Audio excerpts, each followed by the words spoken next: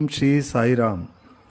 भाग एक में हमने आपको मत्स्य अवतार, कूर्म अवतार, वराह अवतार, नरसिंह अवतार के बारे में बताया। अब मैं आपको वामन अवतार के बारे में बताऊंगा। जब दानव बाली बहुत शक्तिशाली होकर तीनों लोकों पर विजय की कामना करने लगा, तब उसके बल के घमंड को दूर करने के लिए भगवान नारायण देवी ब्राह्मण बालक का रूप धारण कर उसके पास पहुँचे। उन्होंने बाली से 3 पग भूमि की मांग की।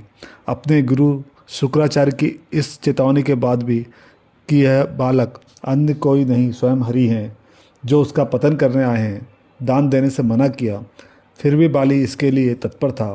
वामन अपने कद की ऊंचाई से इतने बड़े हुए कि एक पग से उन्होंने धरती, दूसरे पग से आकाश को नाप लिया और पूछा कि तीसरा पग कहाँ रखें। तब सम्राट बाली ने अपने सिर को झुकाकर उस पर पैर रखने को कहा। हरि ने बाली को पाताल लोक में ढकेल दिया। सम्राट बाली उदास या दुखी नहीं हुआ, क्योंकि तीनों लोकों के स्वामी को दान देने का उस अधिकार मिला था। ईश्वर के प्रति संपूर्ण समर्पण दर्शाने के लिए भगवान हरि ने जानबूझकर ऐसा किया था। देवी तरीकों को समझना आसान नहीं है। बाहर से वे किसी को दंड देते हुए प्रतीत होंगे, परंतु ये दंड भी मुक्ति के लिए होगा। मैं आपको परशुराम अवतार के बारे में बताऊंगा। परशुराम रेणुका और ऋषि जमदग्नि के पुत्र थे। उनके पास मनोकामना पूर्ण करने वाली गाय कामधेनु थी।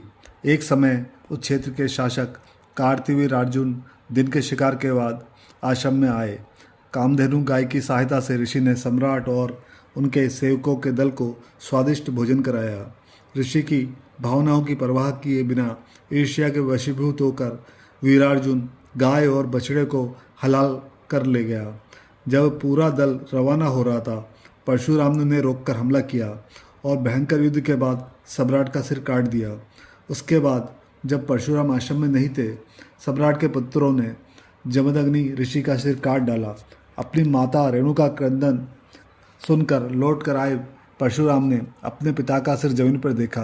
क्रोधित होकर वे महिष्मती नगरी की ओर आए और कार्तवीर्यार्जुन के 100 पुत्रों का वध कर डाला। उन्होंने शपथ ली कि वे क्षत्रिय वंश का संपूर्ण नाश कर देंगे। इस अवतार का उद्देश्य उन क्षत्रियों अभिमानी शासकों को दंड देना था जो ऋषियों का उचित सम्मान नहीं करते थे। अब मैं आपको भगवान श्री राम अवतार के बारे में बताऊंगा। भगवान नारायण दशरथ के पुत्र के रूप में जन्मे और अपना देवत्व अपने 3 भाइयों में बांटा। इस अवतार का उद्देश्य दुष्टों का संहार और भलों का संरक्षण ही नहीं, बल्कि संपूर्ण विश्व में एक उदाहरण स्थापित करना था कि एक मनुष्य को सत्य का पालन और जीवन में सदाचार कैसे पालन करना चाहिए। वे सत्य और धर्म के साकार रूप थे। अब मैं आपको कृष्ण अवतार के बारे में बताना चाहूँगा। कृष्ण अवतार प्रेम और शांति का अवतार है। उनका लक्ष्य भले ही लोगों की सुरक्षा और दुष्टों को दंड देना था, किंतु उनका प्रमुख उद्देश्य भगवत गीता के द्वारा जीवन का संदेश देना था। अब मैं आपको बुद्ध अवतार के बारे में बताऊंगा। अपने स्वयं के उदाहरण द्वारा बुद्ध ने यह सिद्ध किया कि उन्हें अष्टमार्गी पद को अपनाकर प्रत्येक मनुष्य ज्ञानवर्धक बुद्ध स्थिति को प्राप्त कर सकता है। उनका मुख्य लक्ष्य इच्छाओं को जीतना और प्रेम और करुणा का अभ्यास करना था। अब मैं आपको कल्कि अवतार के बारे में बताऊंगा। भगवान कल्कि को स्वर्ग का राजा बताया गया है। यह एक योद्धा की तरह अपने तरीकों से सुंदर और साहसी होगा।